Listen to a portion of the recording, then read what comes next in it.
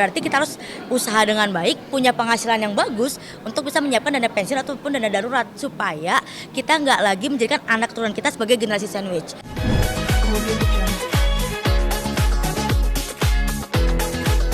Seperti apa mungkin tadi menjadi pembicara di acara? Sebenarnya tetap ngelawak sih ya kalau tadi abang nonton juga masa karena kan aku berdiri sebagai netizen awam dari pengalamanku bukan sebagai seorang expert tapi memang apa-apa yang aku ketahui yang mungkin bisa jadi pembelajaran buat teman-teman aku sharing juga di sini gitu.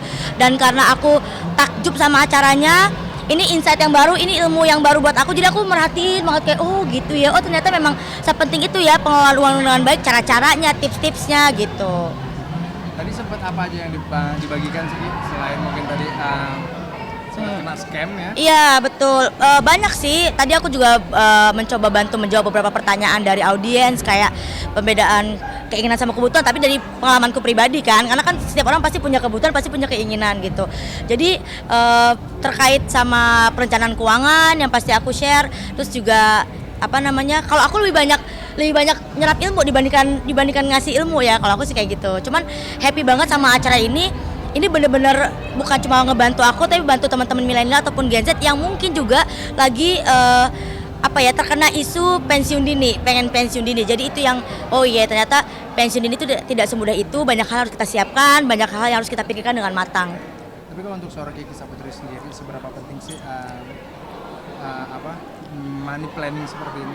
Wah ini penting banget gitu, bahkan aku udah praktekin semenjak aku lulus SMA. Ketika aku udah mulai ngajar itu dari mulai sekedar catat keuangan di buku tulis ya, setiap bulan tuh ibaratnya kayak minimal beli sampo sabun pun aku catat. Jadi sepenting itu, tapi kan semakin lama kita hidup semakin meningkatnya kebutuhan, semakin meningkatnya juga income, pasti neraca keuangannya jadi beda, kebutuhan jadi beda, jadi ada asuransi, jadi ada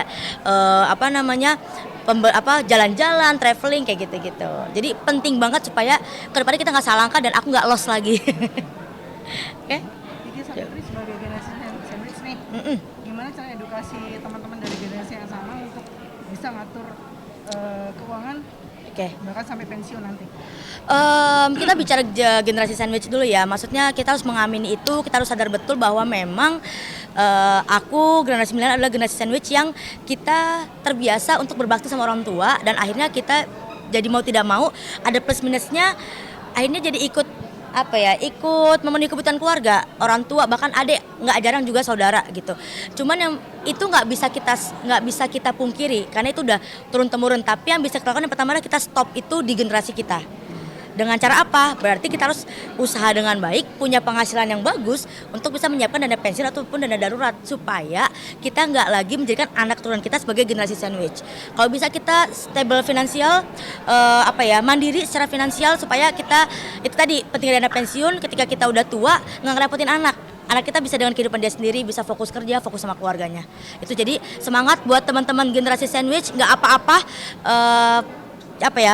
kita harus punya pola pikir itu berbakti sama orang tua, nanti datangnya kebaikan lagi buat kita, tapi yang penting stop itu di generasi kita.